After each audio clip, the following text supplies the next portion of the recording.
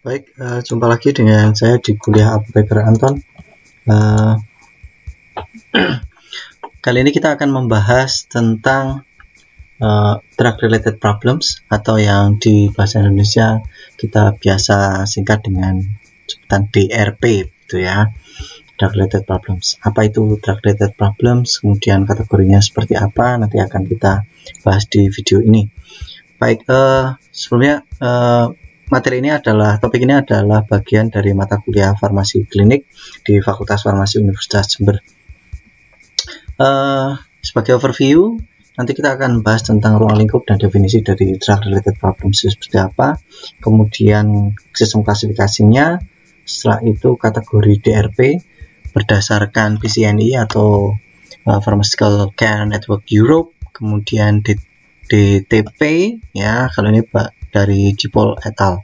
Ya, nanti untuk mahasiswa farmasi Universitas Jember perlu memperhatikan yang terakhir ini, karena kita nanti praktikum farmasi klinik dan komunitas menggunakan yang konsep di sini, dan berdasarkan Jipol ini. Baik, kalau kita lihat skop DRP di farmasi klinik ya, maka kalau kita lihat dari lingkaran dari yang besar itu farmasi kliniknya, di dalamnya ya farmasi klinik itu bisa disampaikan ya deliverynya dengan cara pharmaceutical care atau medicines management ya. Sebenarnya ini konsep ya kurang lebih serupa, tapi diistilahkan berbeda gitu ya.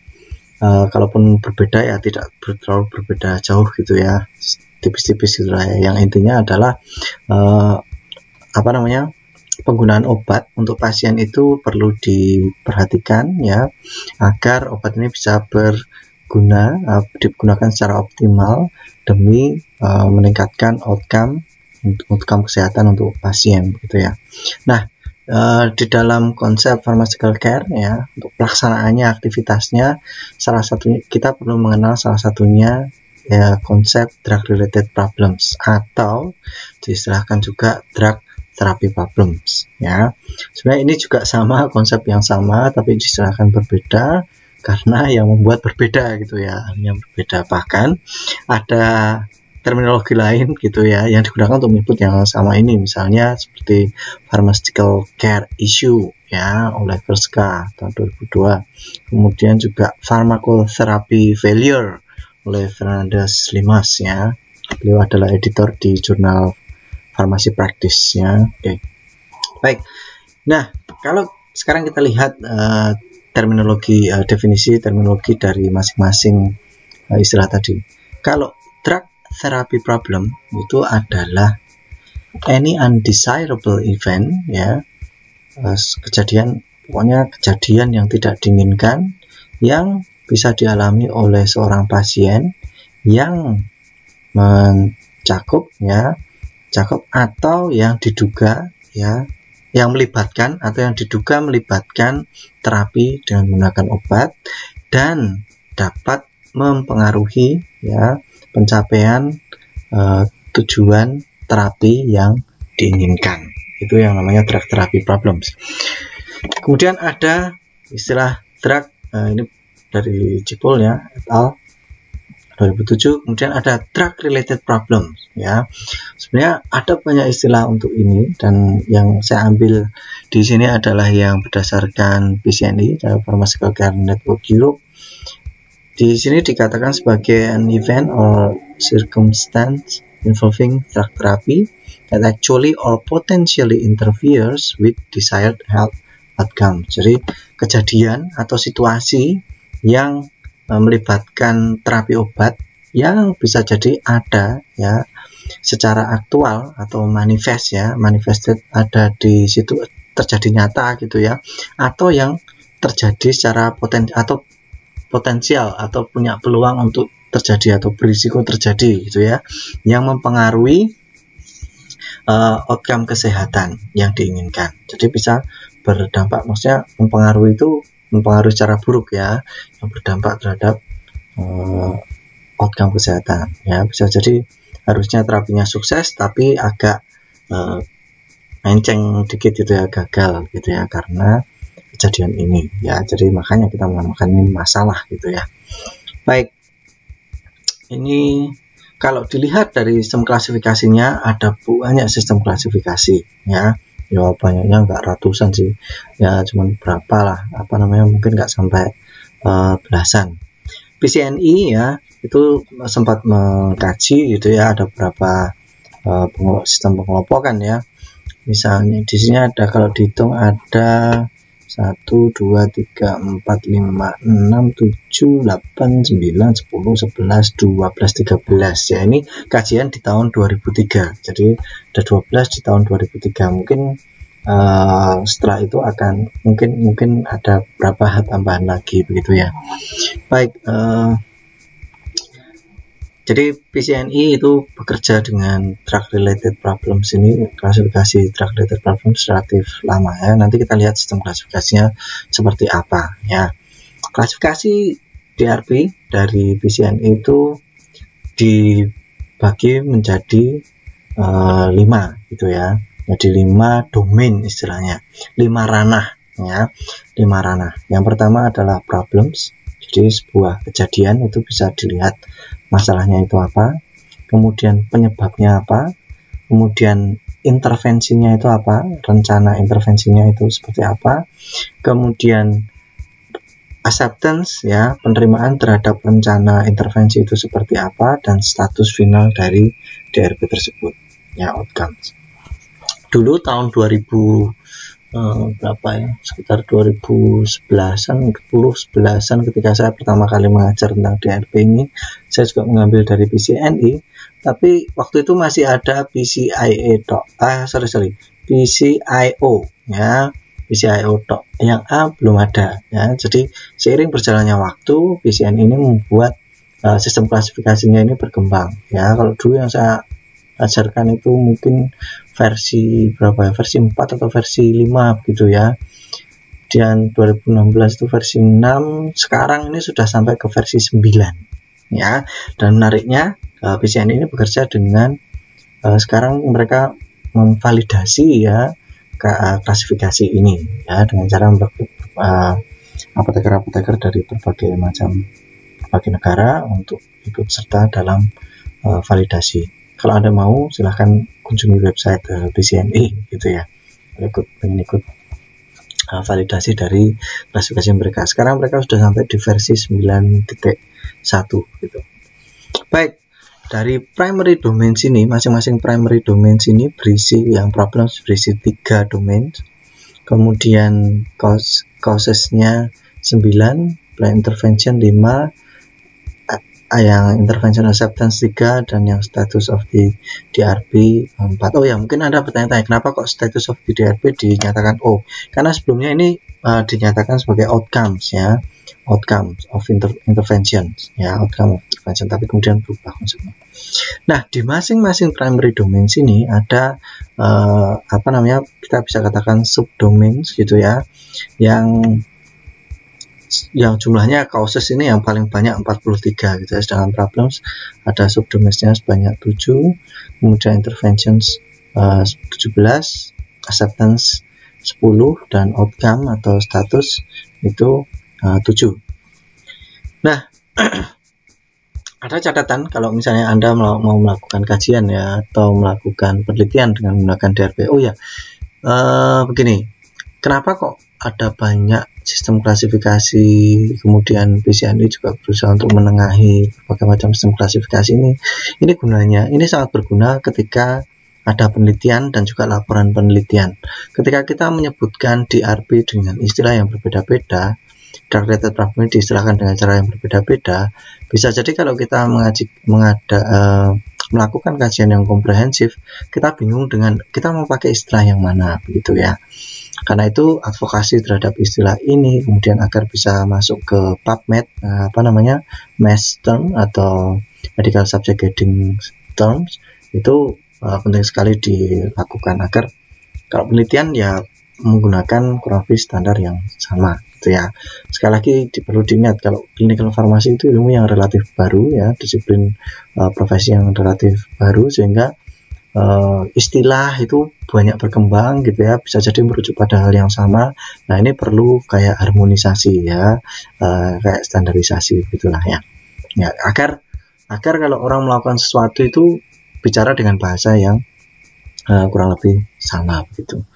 Baik, nah lanjut tentang klasifikasi DRP ya. Ada catatan kalau misalnya Anda mau menggunakan ini ya. Satu masalah, satu kodifikasi masalah itu bisa, atau satu klasifikasi masalah, satu masalah dapat ya berupa yang manifest, yang actual maupun yang potensial. Kemudian yang kedua, satu masalah ini bisa memiliki banyak causes. Jadi misalnya problem ya di klasifikasi PCN ini, misalnya problem itu ada kodenya P1, P2, P3 gitu. P1 misalnya satu problem ya, P1 itu bisa ada detailnya, P11, P12, P1 terus dan seterusnya, P21, P22 dan seterusnya. Nah, satu problem ya dengan detail itu bisa ditimbulkan karena banyak masalah. Masalahnya bisa lebih dari satu maksudnya. Nah, kemudian satu masalah juga bisa merujuk atau menuju pada intervensi atau apa ya, intervensi yang jumlahnya lebih dari satu. Intervensi itu apa ya, intervensi gitu ya, saya menjelaskan kayak perlakuan atau memberikan rekomendasi dan lain sebagainya yang berbeda. Nah, masing-masing intervensi ya, itu setiap intervensi, misalnya satu masalah punya satu problem punya dua penyebab. Dua penyebab ini masing-masing kemudian rekomendasinya seperti apa atau intervensinya akan dilakukan seperti apa. Nah, masing-masing dari intervensi ini kemudian dilihat status acceptance-nya, apakah diterima, nggak dilakukan dan lain sebagainya, masing-masing ya. Nah, tapi kemudian semuanya merujuk kepada satu status ya, statusnya apakah resolve, apakah tidak ada perbaikan, outcome, tidak ada dan lain sebagainya, apakah gagal dan lain sebagainya ya. Jadi satu masalah itu ujung-ujungnya harus ada satu penyelesaian. Tapi kalau di tengahnya dalam prosesnya banyak causes, banyak sebabnya, banyak macam intervensinya, acceptance-nya juga nanti, tapi merujuk pada satu itu. Nah, beberapa studi sebenarnya sudah dilakukan dengan menggunakan ini, misalnya yang ada di Cina, kemudian di Swedia kalau nggak salah atau ya, itu menggunakan klasifikasi DRP dari PCNI ini. Baik, kemudian kalau mau dilihat PCNI yang versi 9 ini menyediakan formulir ya, kalau mau melakukan ini hanya diperbesar saja. Jadi untuk satu masalah, dokumentasi untuk pasien itu dokumentasinya bisa, ini sebenarnya hasilnya ada 4 atau 7 halaman ya, sekitar itulah. Ada banyak sekali dan itu hanya untuk satu pasien dan satu masalah. Kalau misalnya satu pasien punya 2 atau 3 masalah, berarti tumpuan lembar ininya juga lebih panjang lagi. Dan ini menarik ketika kita melakukan kajian penelitian, misalnya untuk skripsi atau untuk penelitian di luar skripsi dengan menggunakan formulir ini. Itu sekilas tentang drug related problems yang didefinisikan oleh PCNI atau Pharmaceutical Care Network Europe. Selanjutnya tentang DTP ya, atau Drug Therapy Problems, yang didefinisikan ya konsepnya oleh Chipo, Strand, and Morley di Amerika Serikat sana. Baik, DTP ini selalu ya, dari definisinya yang tadi di depan sudah disampaikan, itu pasti selalu melibatkan yang namanya undesirable event or risk. Jadi bisa muncul aktual atau juga risiko gitu ya, yang dialami oleh pasien. Jadi kejadian yang tidak menyenangkan, baik yang aktual maupun yang potensial terjadi, ya, risiko yang mungkin terjadi pasien. Dan juga pasti melibatkan terapi obat. Kalau terapinya tidak melibatkan obat, lalu itu istilah lain lagi ya. Yang jelas kalau hubungannya dengan obat, itu menjadi DTP, itu syaratnya juga harus ada drug terapi ya.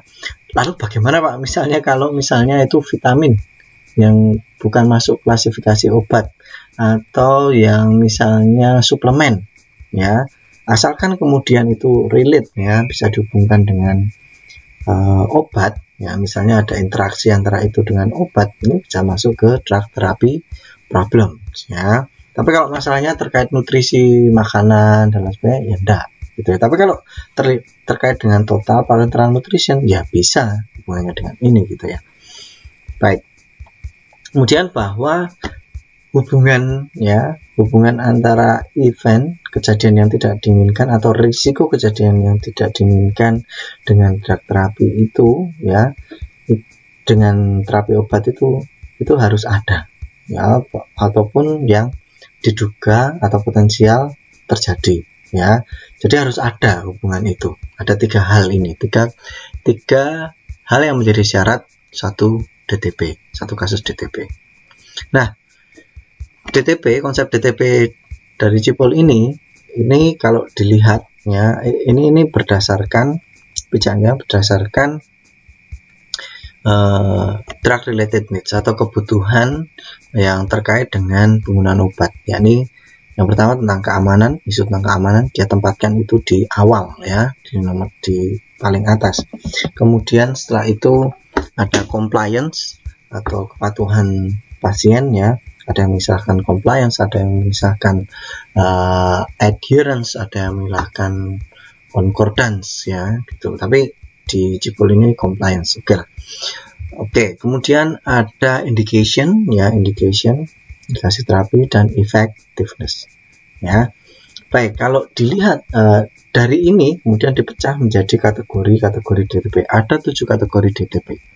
Yakni yang pertama unnecessary drug therapy, ya.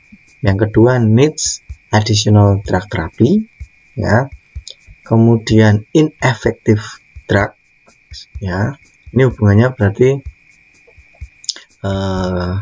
baik, nanti kita lihat hubungannya masing-masing. Kemudian ada adverse drug tadi yang ketiga ineffective drug, yang keempat dosage too low, kemudian ada adverse drug reaction, ada dosage too high, dan non compliance, ya, non compliance.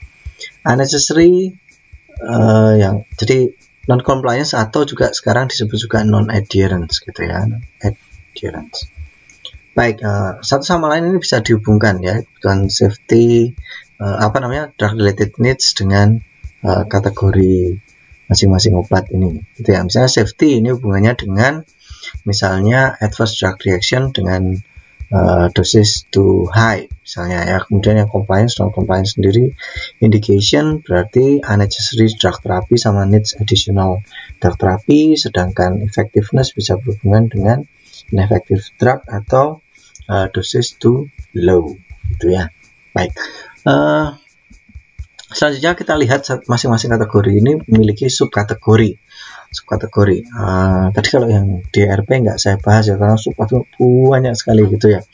Ini yang lebih singkat dan ini penting diperhatikan karena mahasiswa farmasi Universitas Jember nanti di praktikum farmasi dan komunitas kita menggunakan latihan di praktikum kita menggunakan kategorisasi ini, ya, model ini, hanya agar kalian ketika mengidentifikasi suatu DRP atau DTP ini terbiasa dengan istilah atau bisa secara sistematis, ya, latihan untuk meninjau, oh ini dilihat dosisnya tinggi atau rendah, oh dilihat ada adverse reaction, enggak cuman sedikit-sedikit interaksi obat cuman gitu dok, ya. Lihat, oh apakah ada indikasi yang tidak diperlukan, atau oh apakah ada indikasi yang masih belum di terapi dan lain sebagainya, ya. Jadi karena ini singkat hanya 7, maka ini yang kita pakai walaupun dalamnya banyak sub kategori gitu, ya. Yang pertama unnecessary drug therapy bisa jadi no medical indications, jadi ada terapinya tapi sebenarnya nggak penting-penting sih diperlukan gitu, ya.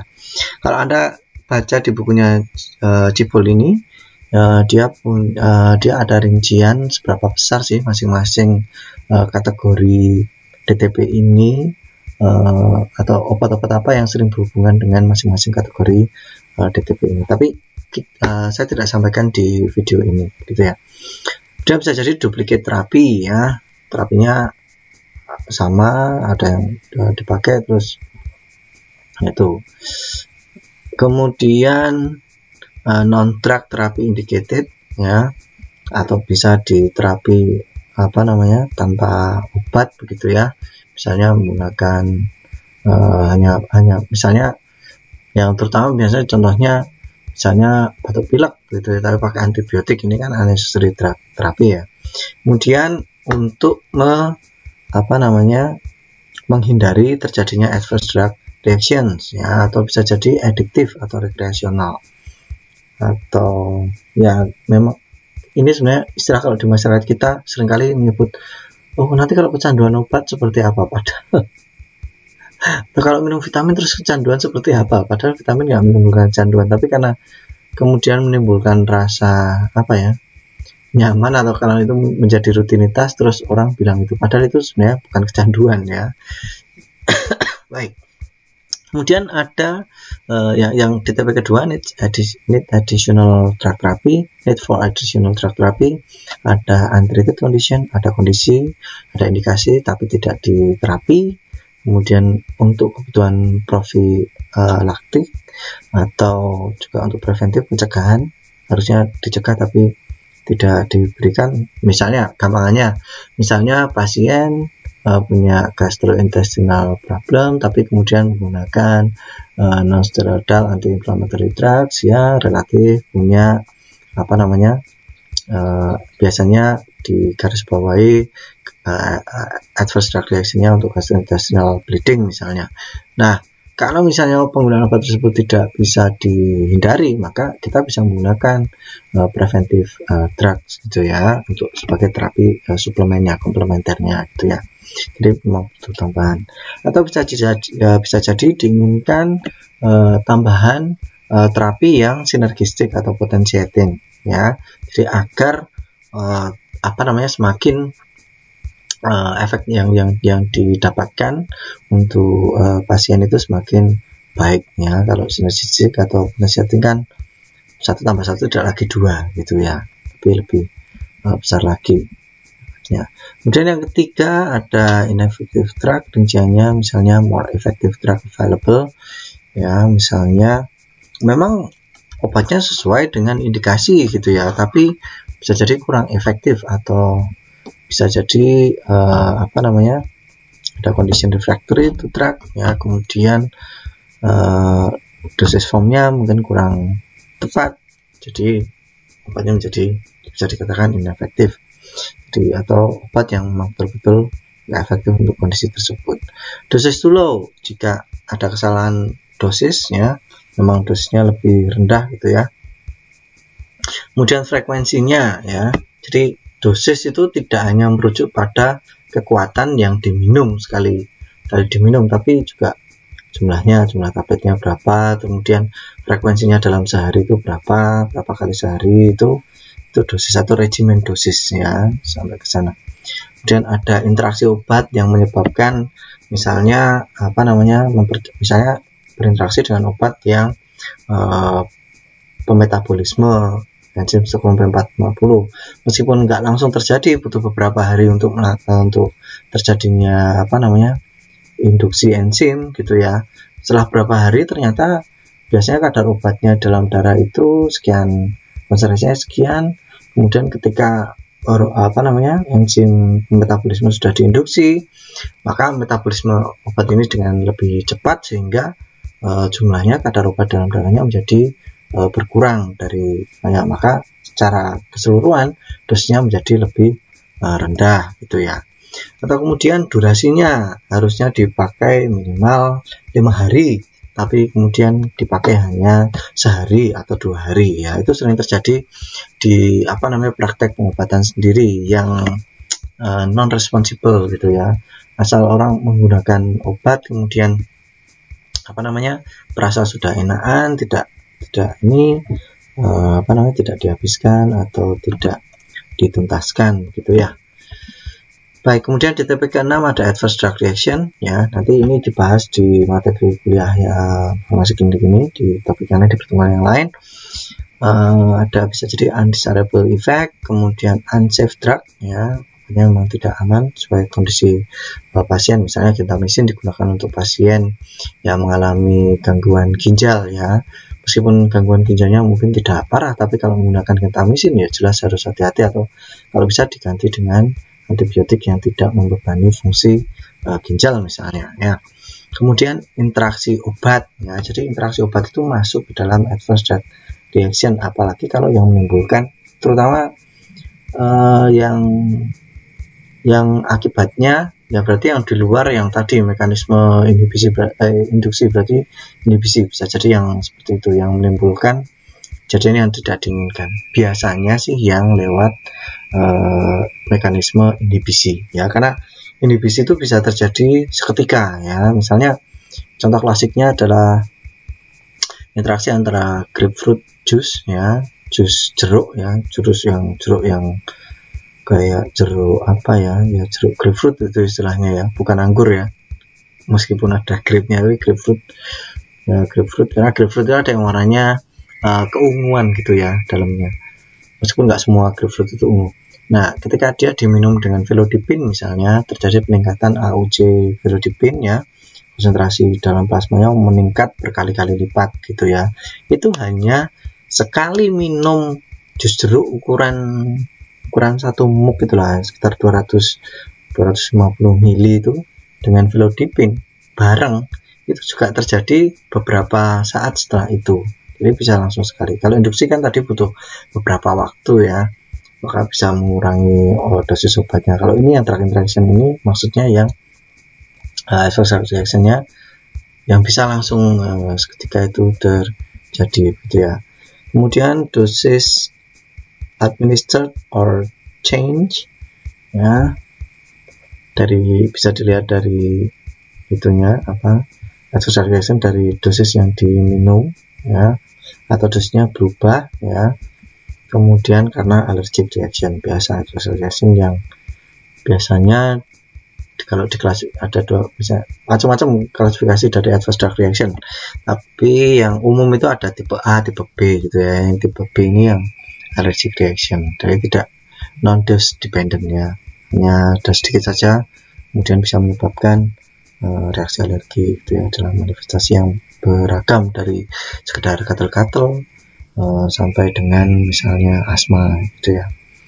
Oke, kemudian ada kontraindikasi, itu juga termasuk adverse drug reaction di sini. Tapi konsep adverse drug reaction sendiri nanti kita lihat di topik yang lain ya, saya yang mungkin agak berbeda gitu ya.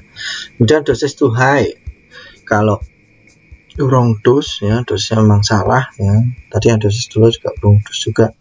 Kemudian frekuensinya inappropriate, terlalu kerap, duration inappropriate, terlalu lama gitu ya.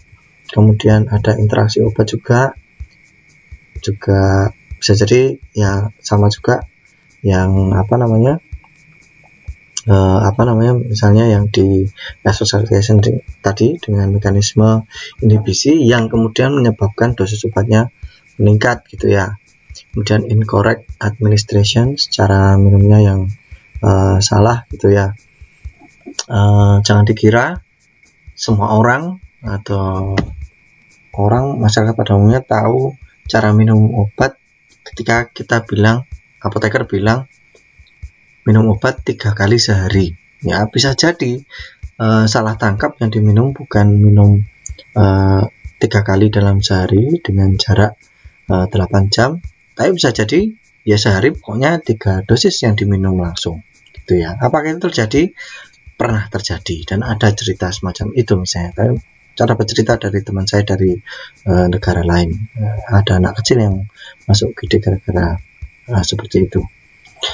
Baik, kemudian yang terakhir DTP non-compliance, misalnya pasien tidak mengerti bagaimana petunjuk minum obatnya seperti apa. Bisa jadi masalahnya sendiri kalau mau dirunut bisa macam-macam, termasuk penulisan etiket yang kecil-kecil gitu ya. Pada umumnya biasanya kita etiketnya itu kecil-kecil begitu ya, atau misalnya tidak jarang di puskesmas itu kalau pasien menerima misalnya satu blister atau strip obat begitu ya, isi 10 begitu, di belakangnya ditulis 3 kali 1 pakai spidol, belum tentu yang menerima itu juga paham.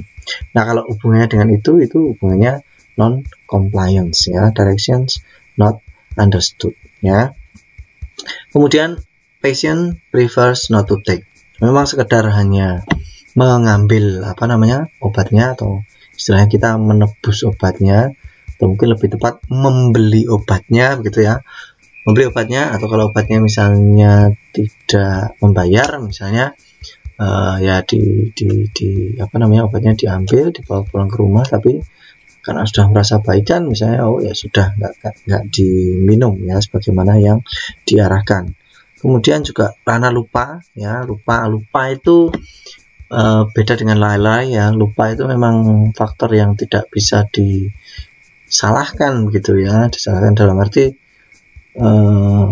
karena waktu kita sebenarnya pengennya minum obat itu tepat waktu begitu, tapi karena ada kesibukan lain, ada distraction, ada gangguan gitu ya, yang tadinya ingat jadi nggak ingat gitu. Nah, itu bisa menyebabkan pasien lupa untuk minum obat. Kemudian bisa jadi terlalu mahal, jadi akhirnya obat tidak terbeli. Nah, karena tidak terbeli meskipun ada resep, ada obatnya, ketika tidak terbeli berarti tidak dipakai oleh konsumen, itu termasuk di kategori non compliance. Kemudian tidak dapat menelan atau menggunakannya, misalnya pasien mendapatkan suppositoria tapi tidak tahu cara menggunakannya. Nah, ini juga termasuk non compliance. Pasien mendapat salep mata tapi tidak bisa cara menggunakannya, ini juga masuk kategori non compliance. Dan harap diingat bahwa di masyarakat kita pada umumnya masyarakat cenderung ada sebagian masyarakat yang merasa bahwa untuk menanyakan ini itu kepada tenaga kesehatan itu semacam tabu, atau semacam, mungkin bukan tabu lebih tepatnya, tapi ada mungkin rasa rikuh pekewo, rasa nanti tidak ganggu gitu, padahal masih sibuk, ada banyak pasien yang lain gitu. Jadi keinginan untuk ada barrier, ada hambatan untuk berkomunikasi gitu ya. Nah, kadang-kadang itu yang bisa menyebabkan non compliance ini terjadi. Nah, juga bisa jadi ada resep tapi tidak ada produknya, yang sehingga pasien tidak bisa mendapatkan obat ini. Nah, kalau tadi dilihat misalnya di rincian atau di subkategori DTP ini, misalnya untuk drug interaction saja itu ada banyak.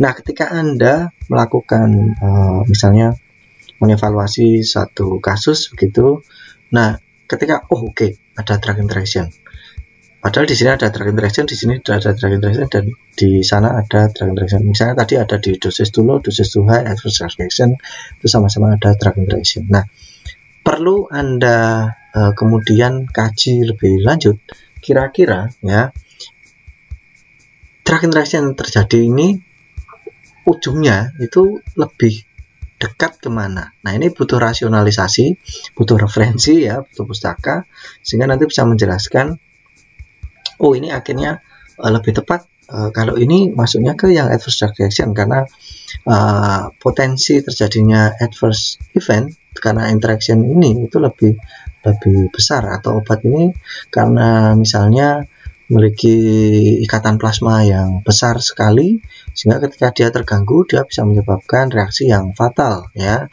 adverse reaction yang potensial dan bisa fatal gitu. Nah, mungkin dia lebih tepat di sini ya. Juga dosis too high, nah bisa jadi kita milih hanya satu kategori, bisa jadi juga kategori langsung bebarengan seperti itu ya, tapi perlu rasionalisasi ya, yang jelas perlu rasionalisasi kenapa kok kita memilih itu gitu ya. Baik. Nah, selanjutnya ketika kita menemukan masalah, lalu bagaimana cara kita menyatakan masalah tersebut ya. Ingat bahwa kalau misalnya di dalam praktek ya, di dalam praktek, karena clinical pharmacy ini berhubungan dengan profesi kesehatan yang lain, kita harus menyampaikan dengan cara yang benar. Paling tidak ya, untuk memenuhi kriteria benar itu kita harus menelaah ya, cara kita menyampaikan itu apakah sudah singkat ya, tapi akurat ya, valid ya. dan juga polite. Ada, terutama di Indonesia, ada unsur kesopanan di sana.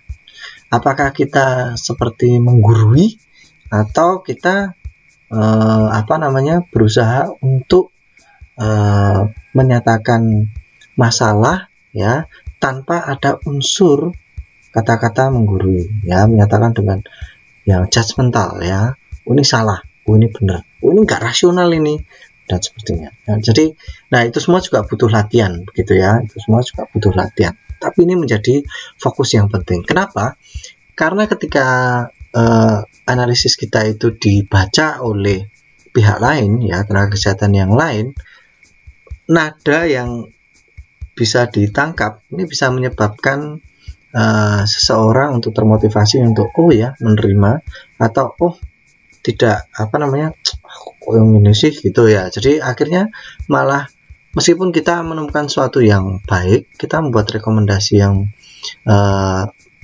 sebenarnya baik, tapi belum tentu bisa dilakukan. Akhirnya outcome untuk pasien tidak betul-betul tercapai. Jadi cara penyampaian pun juga perlu diperhatikan, ya, perlu diperhatikan. Jadi bayangkan ketika Anda dalam posisi menerima SMS dari orang yang tidak dikenal dan orang yang dikenal. Misalnya sekarang ini sering kalau mau belajar dari misalnya kata-kata iklan, ya, yang masuk ke SMS kita misalnya, itu agak manis, kadang-kadang merayu-rayu gitu. Nah, juga kita perlu, ya, nggak terus kemudian DRP itu dinyatakan dengan merayu-rayu, tapi coba mulai peka terhadap pemilihan kata, kosakata yang bisa yang berdampak gitu, yang memiliki nada-nada tertentu gitu ya. Nah, nanti ada 2 contoh kasus ya, dan mungkin yang lagi trending, ingat Bu Tejo ya. Jadi kalau menyampaikan masalah itu juga kalau bisa yang solutif, ya, artinya berorientasi pada solusi. Jadi di kalimat yang dituliskan itu merujuk pada solusi tertentu, begitu ya. Jadi tidak seakan-akan menghakimi, dan tapi tidak ada solusinya, begitu ya. Seperti demo yang tanpa menuntut ini tanpa solusi. Baik, nah, dalam menyampaikan masalah yang kita temukan, paling tidak harus terdiri dari memiliki 3 komponen, ya. Yang pertama adalah kondisi dari pasien, kondisi yang spesifik, ya, enggak kondisi pasien secara umum. Maksudnya kondisi atau permasalahan problem kesehatannya itu apa. Yang kedua, terapi obatnya yang kita jadikan masalah itu apa. Yang ketiga adalah asosiasi, ya, antara 1 dan 2. Jadi ini juga mirip dengan tadi syarat dari drug therapy problems. Jadi ada spesifik event, ya, yang undesirable atau juga yang potensial gitu ya. Kemudian drug therapy itu sendiri, kemudian hubungan antara keduanya. Nah, ingat itu. Kemudian kalau stating the problem juga ada ini, ya, kondisinya itu apa, misalnya berkolesterolemia atau dislipidemia, hipertensi, ya, itu dinyatakan. Kemudian terapinya apa, ada obatnya, sekaligus regimennya yang biasa digunakan oleh pasien seperti apa. Kemudian specific association, biasa jadi dampaknya gitu ya. Apakah pasien menggunakan ini?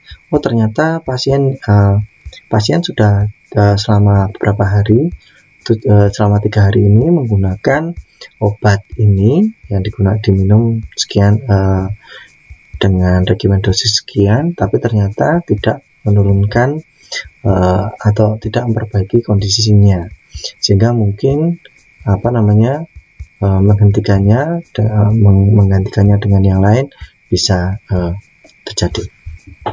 Baik, di sini ada contoh misalnya, jangan misalnya hanya menyampaikan his cholesterol lowering drug does not work, ya, his cholesterol lowering drug does not work. Kalau cuma seperti itu, maksudnya seperti apa, ya, kurang ada detail bahwa obatnya nggak ngefek nih gitu ya, nggak bisa gitu ya. Harus sebaiknya lebih jelas, misalnya pravastatin 20 mg yang diminum pasien saat mau tidur, ya, selama lebih dari yang diminum dia selama lebih dari 2 bulan ini ya, ternyata hanya mengurangi total kolesterolnya sebesar 3%. Ya, lebih baik problemnya itu dinyatakan seperti itu. Ya, baik kalau kemudian ditambahi solusinya seperti apa. Contoh yang lain lagi.